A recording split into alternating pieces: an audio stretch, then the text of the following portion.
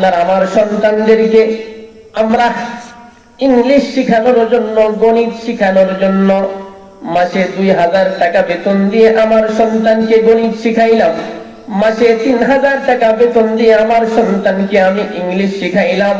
অথচ তোমাকে যখন কবরের ভিতরে রাখা হবে, বলো বলো দেখি, তোমাকে যখন কবরের ভিতরে রাখা হবে তখন ফেরেশতারা কি তোমাকে ইংরেজিতে প্রশ্ন করবে নাকি? ইংরেজিতে প্রশ্ন করবে? করবে না।